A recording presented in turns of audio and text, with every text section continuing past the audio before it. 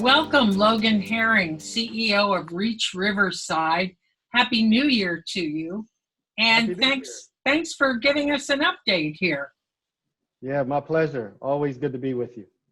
So I wanted to just give a little history in the beginning here. And by the time you took over, or not took over, but came to Riverside at Kingswood and then with Reach, this was a very sad community and a symbol of what I would say economic disparity and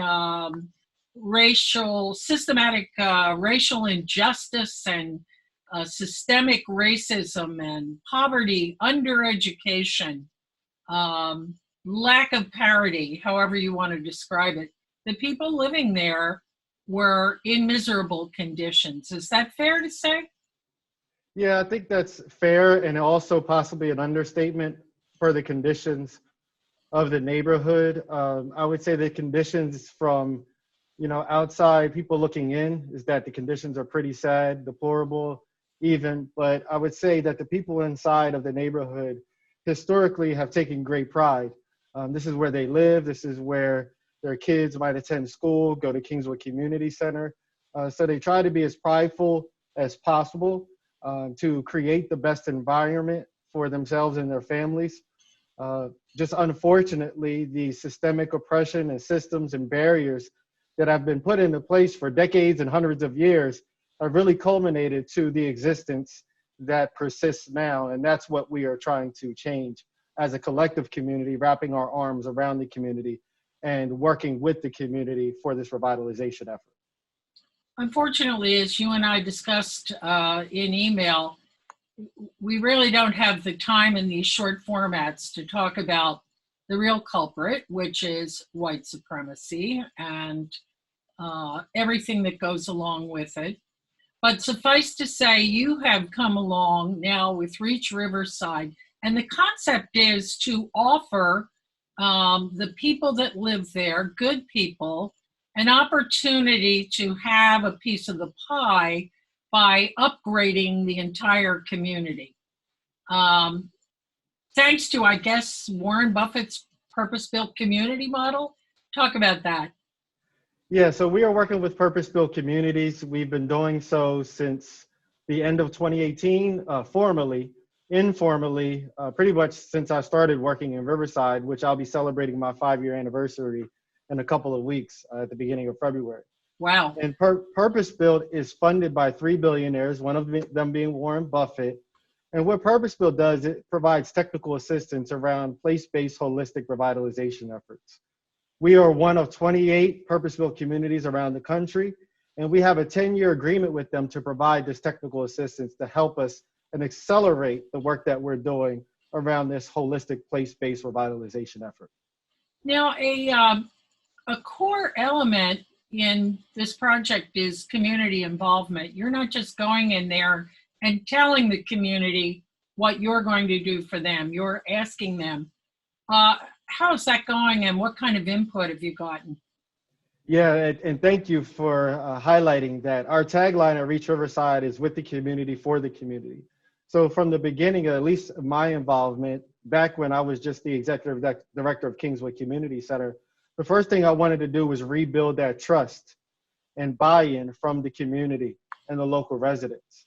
And that just kind of segued into, as I now am the leader of Reach Riverside as well, bringing the community closer through master planning process with our developer, taking the community on visits to other Penrose developed sites up and down the East Coast, talking about what they want out of a new Kingswood Community Center, everything they value, and making sure that we can bring all of those resources to bear in the community. So we will continue to do that throughout the project.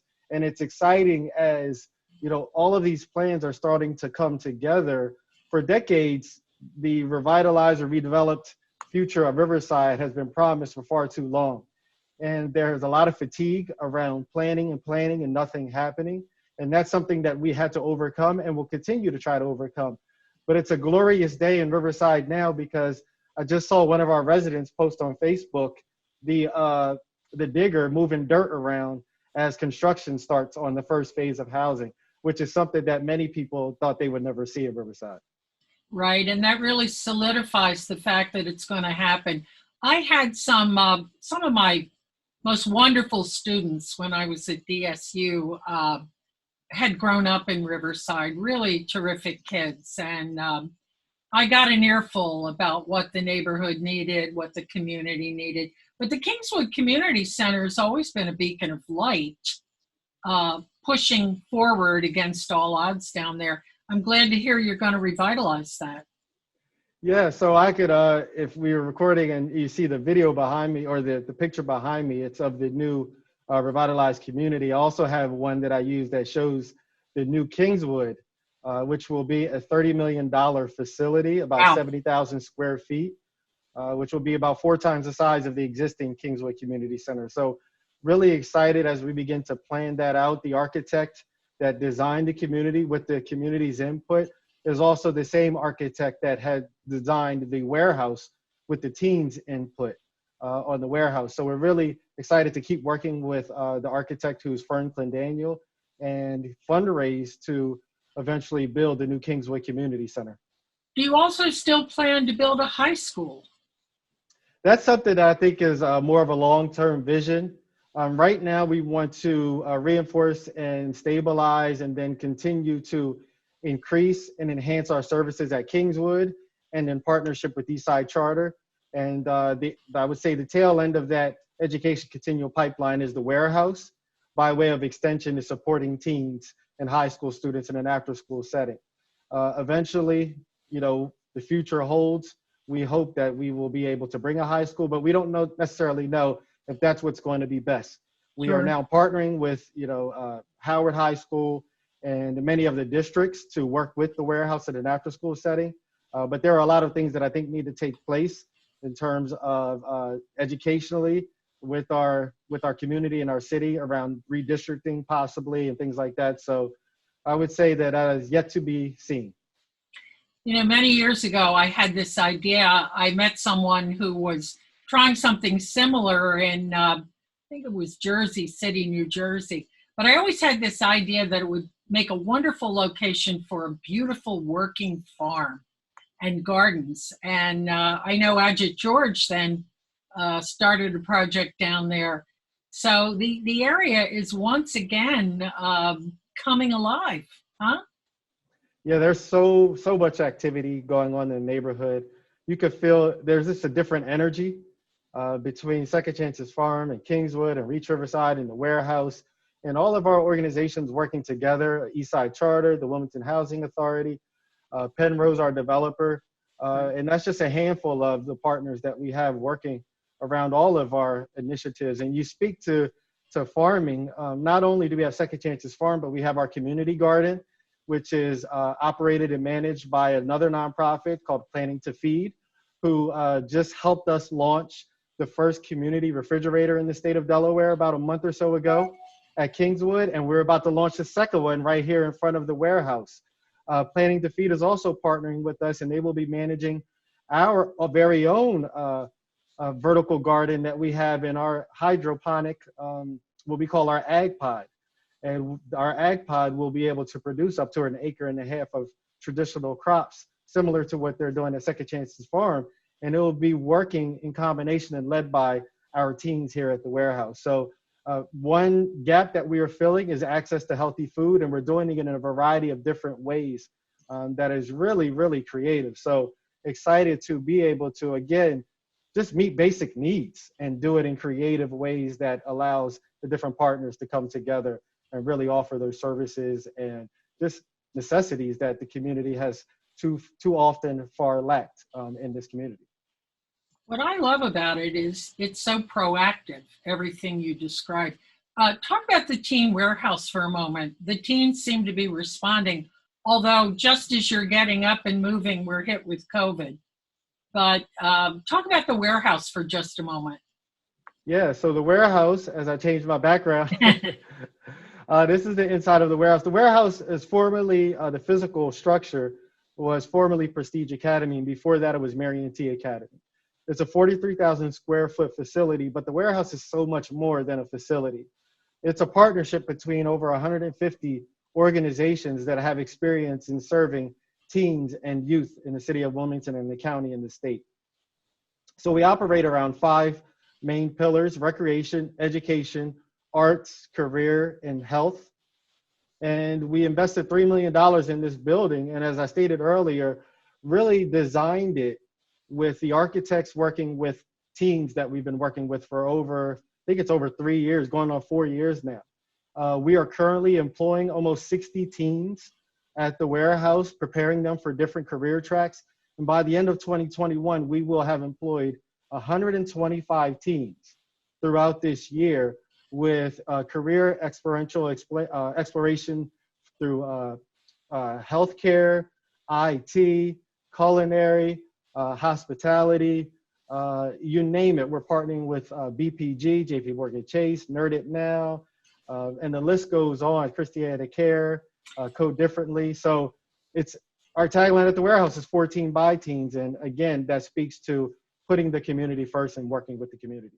Has COVID put, oh, I guess it has, that's a silly question, but a damper on the momentum down there?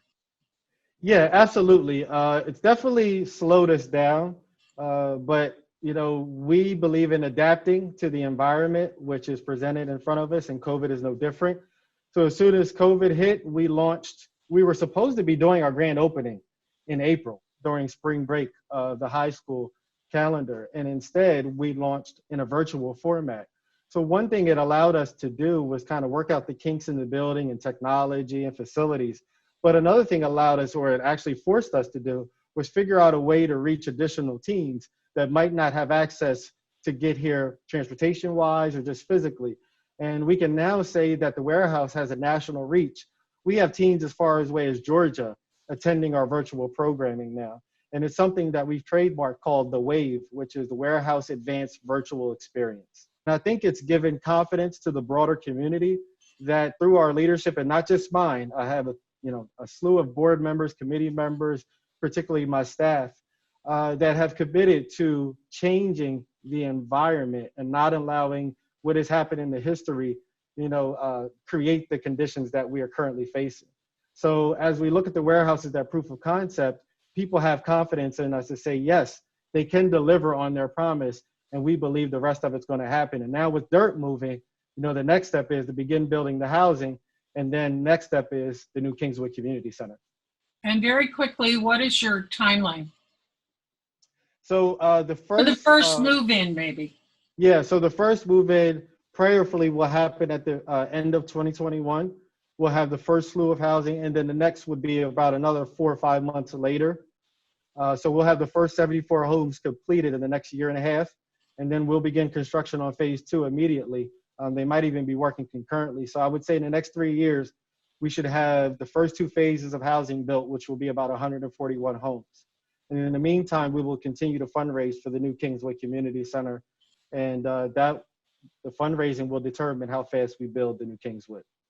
And Logan, it's mixed income, rental, ownership, what? Yeah, so the first 2 phases will be definitely all of it will be mixed income. We'll do market rate, affordable, and deeply subsidized. Overall, with the entire project, we're looking at a third market rate, a third around the 60% below AMI, and a third 30% below AMI, average median income. And then 20% of the 600 homes will be home ownership at some point. Good, I'll check back with you. I think your grandfather, Otis Herring, is smiling down from heaven on you right now. Really, it takes fresh blood, it takes energy, ideas, and vision. And it sounds like you've built a terrific team. Yeah, I'm really excited. And as I said, a lot of people look at me and say, you're doing great work. But I often tell my team that I'm just the spokesperson. They're the one doing the really hard work on the ground. And I'm just fortunate enough to be able to speak about it. Logan Herring, thank you very much. I will check back with you. Thank you, Sharon. Appreciate you. All right. Take good care. You too.